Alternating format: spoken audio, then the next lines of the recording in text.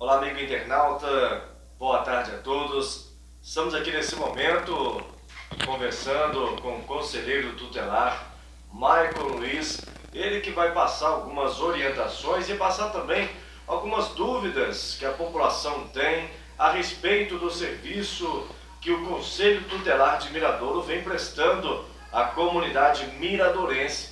E o Michael vai estar respondendo a gente algumas perguntas. Michael, boa tarde, seja bem-vindo ao Portal Miradouro. Boa tarde a todos aí ouvintes, a você, Cazé, muito obrigado aí pela oportunidade da gente estar podendo esclarecer aí algumas dúvidas, né, que a população tem tido com frequência.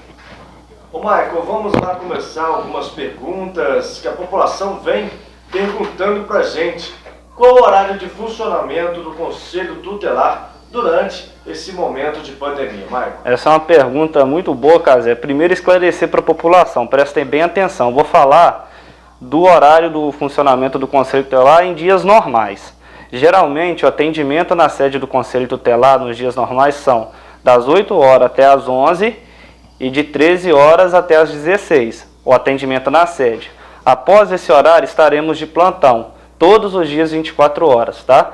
Na pandemia a gente suspendeu, né, os atendimentos na sede por questões de segurança.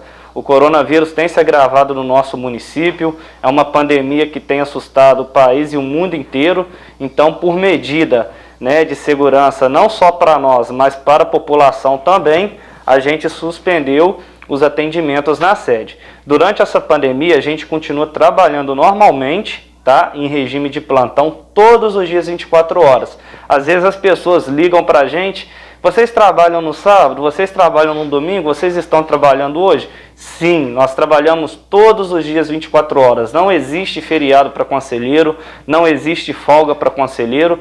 É um órgão que exerce uma função muito importante, por isso trabalha todos os dias 24 horas.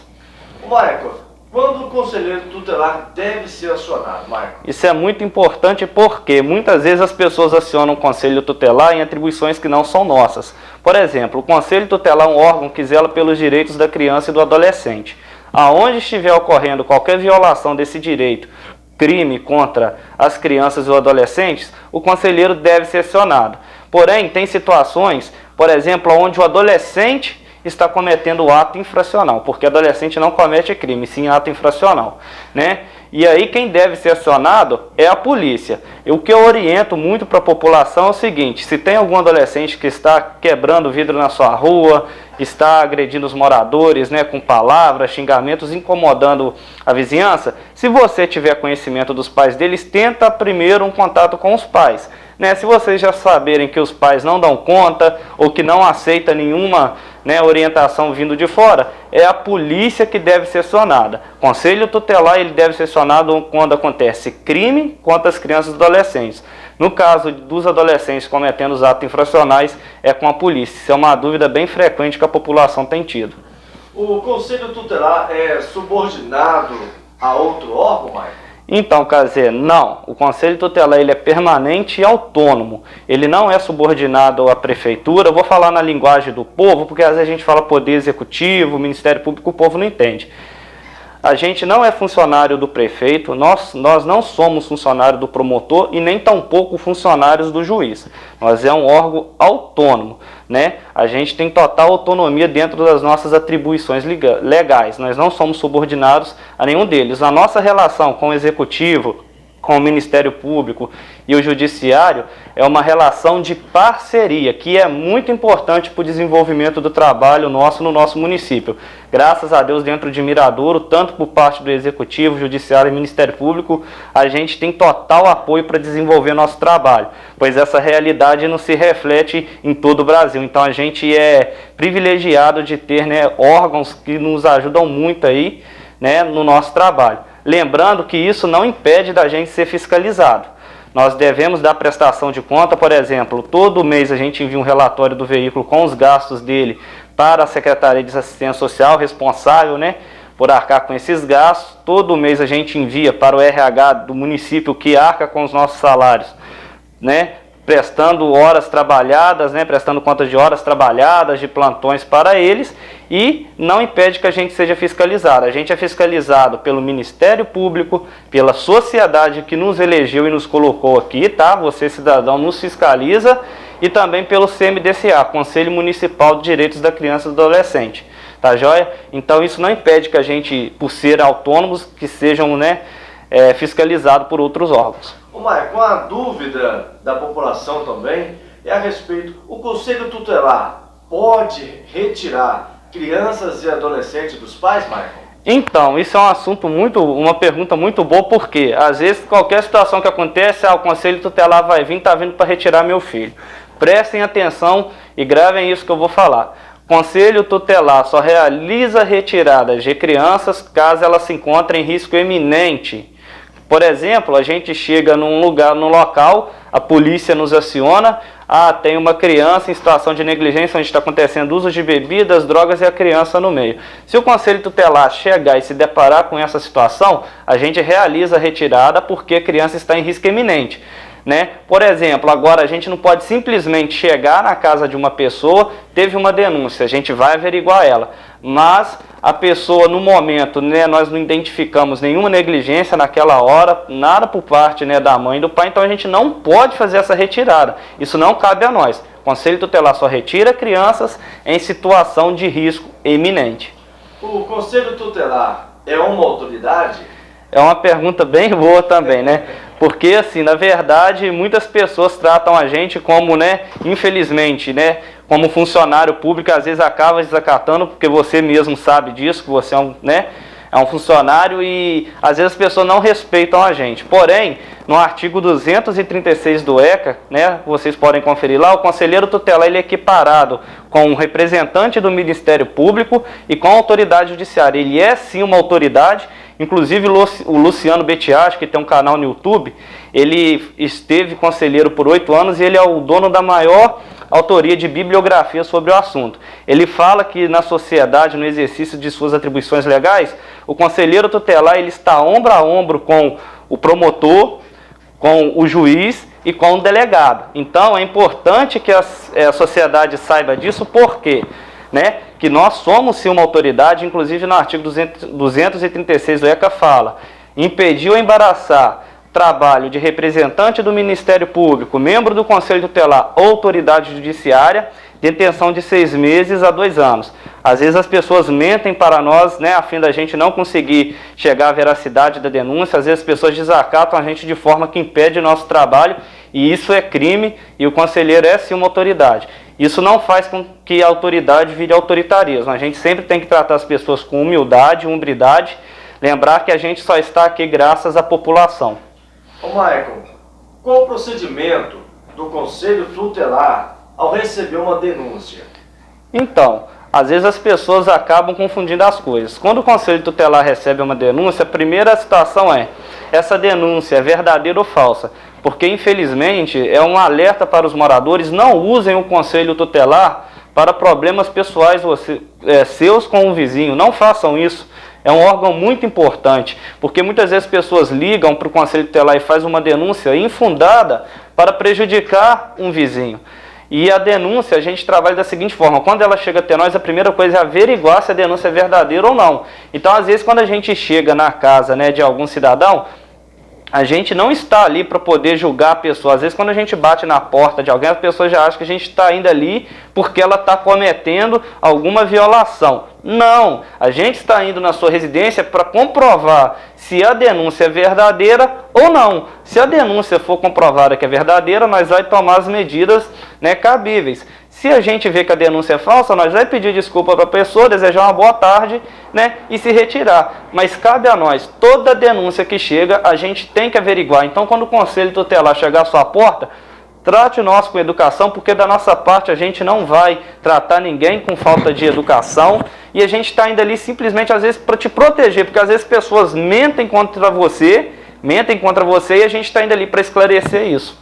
Ok. Ô Maicon, uma pergunta também bem frequente da população: por que o Conselho Tutelar não fiscaliza bares, festas e outros tipos de eventos, Maicon? Porque, Casé, primeiramente, né, às vezes eu vejo até no Facebook pessoas que falam, eu nunca vi um conselheiro tutelar 4 horas na porta de baile, né, fiscalizando crianças e adolescentes lá. Primeiro porque o conselho tutelar não botou filho no mundo. Lá no Estatuto da Criança e do Adolescente fala que é obrigação dos pais, né, educar, impor limites aos seus filhos, né? O Conselho Tutelar ele não é um órgão de segurança pública, ele não é um órgão com poder policial. Quem faz fiscalização de bailes onde tem menores, adolescentes, é a polícia e não o Conselho Tutelar. Por exemplo, se tiver alguém, né, bebendo, né, tiver um estabelecimento, né, vou falar assim, não de eventos, mas um estabelecimento, um bar, por exemplo, onde tenha crianças e adolescentes bebendo, o que os moradores devem fazer? Primeiro, acionarem os pais para que, né, recolham seus filhos. E segundo, chamar a polícia, ou até em primeiro lugar mesmo, pode já chamar, acionar a polícia logo de imediato para que ela, né, vá até esse estabelecimento e aplique as medidas cabíveis. Lembrando a população, o fato, né, segundo o estatuto, o crime não está na criança fumar e ingerir bebida alcoólica. Isso não é considerado crime. O crime está no Estatuto da Criança considerado para quem vende, para quem fornece a bebida e esses tipos de qualquer substâncias ilícitas aí, ou lícitas para menores de 18 anos. Então, é importante que a população entenda, se tem algum menor, algum adolescente em bailes, festas, bares, a polícia deve ser acionada e o proprietário do estabelecimento, o organizador do evento, que será responsável.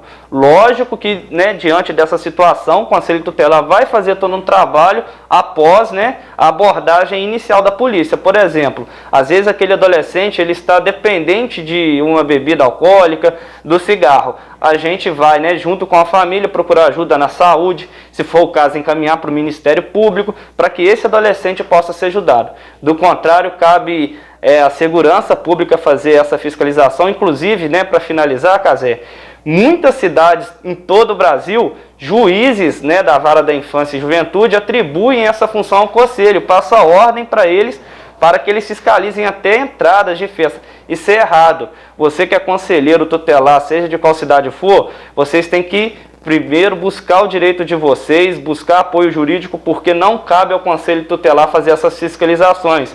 E o juiz está se equivocando ao atribuir ao Conselho, né, essa função. Graças a Deus aqui em Miradouro, o juiz, o excelentíssimo juiz é muito bem informado e a gente aqui só trabalha dentro das nossas atribuições.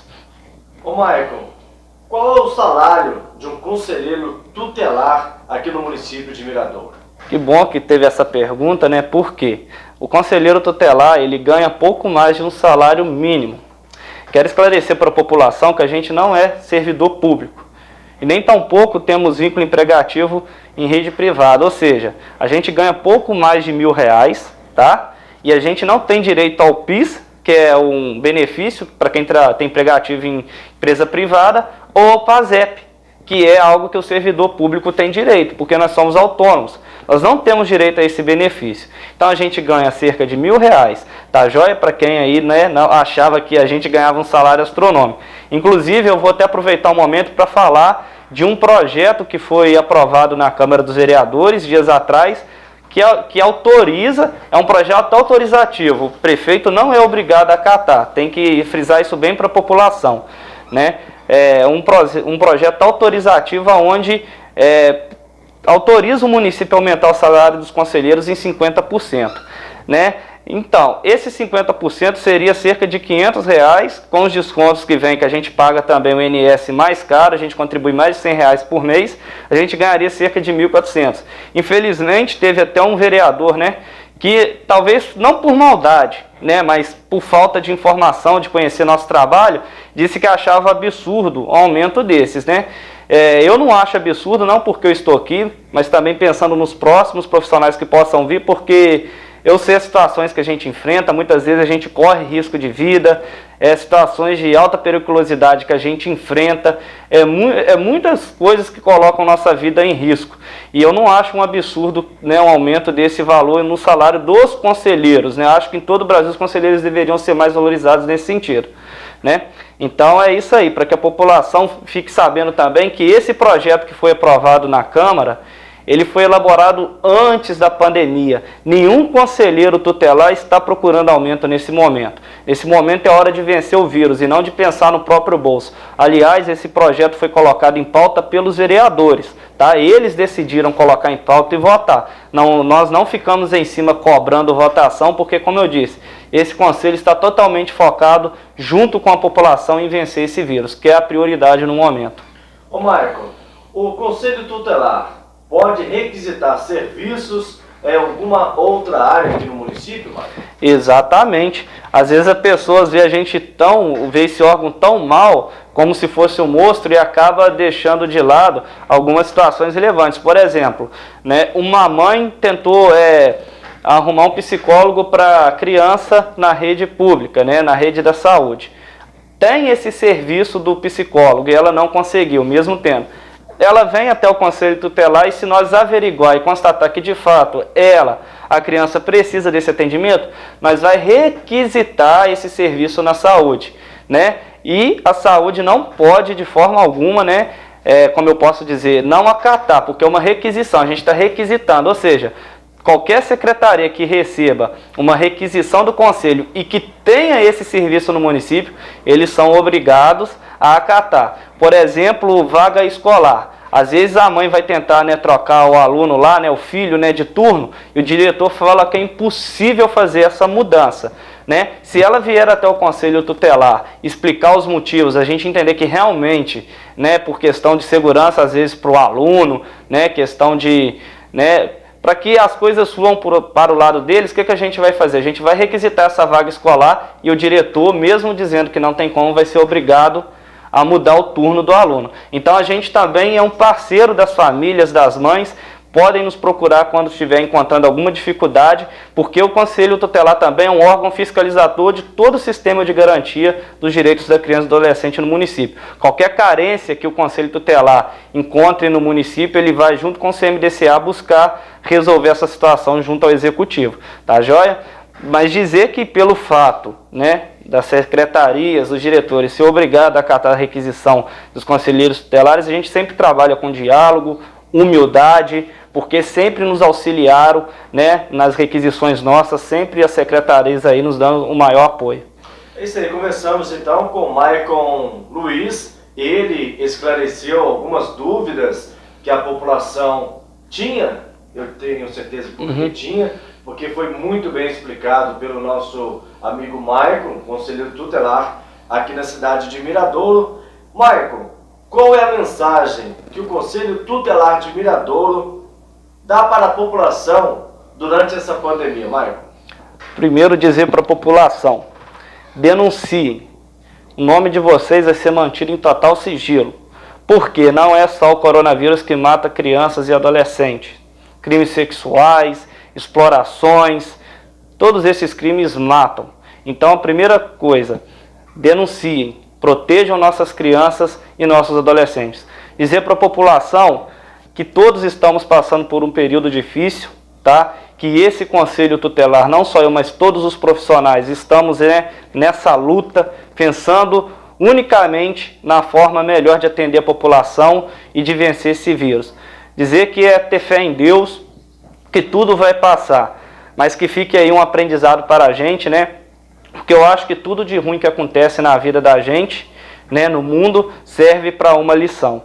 Então que a gente seja mais amigo da família, que a gente seja mais atento ao que acontece dentro da nossa própria casa, porque a tecnologia ultimamente, né, vem fazendo com que as famílias estejam dentro de casa fisicamente, mas espiritualmente totalmente separados, em outro mundo, né? Então essa pandemia fez com que todas aquelas situações, né, igual em Miradouro vendo esse festival de pipa, eu te confesso que antes dessa pandemia, a última vez que eu vi tantas pipas aí, né, essa brincadeira aí, foi na minha infância. Então, assim, ver que o lado positivo dessa pandemia é que muitas pessoas estão voltando a dar valor àquelas coisas que tinham ficado esquecidas, se é que pode tirar algo de bom disso. Dizer que o Conselho Tutelar, né, deseja a todas as famílias, né, que perderam seus entes queridos, não só pelo coronavírus, mas por outras doenças nessa tragédia, né, sentimentos, condolências, né? Estamos aqui para ajudar vocês no que for preciso. Sempre vamos atender a população da melhor maneira possível e precisando da gente, pode contar. Eu quero só deixar aqui, para finalizar, Cazé, que eu falei que a gente trabalha, né, em regime de plantão 24 horas, todos os dias, e quero deixar aqui o número de plantão. Anotem aí. O número de plantão do Conselho Tutelar é 999 29 1020. 999 29 1020. Salvem esse número. Se tiver qualquer denúncia, se precisarem de qualquer ajuda que seja atribuição do conselheiro tutelar, desse conselho, a gente vai atender a população da melhor maneira possível. E que Deus nos abençoe. Tenham uma boa tarde e, tendo mais dúvidas, podem procurar a gente, tá joia? Muito obrigado, Cazé, aí, por você ter dado essa oportunidade. Espero que isso aconteça com mais vezes, porque as dúvidas nunca acabam, mas a gente estará sempre à disposição para esclarecer, tá joia?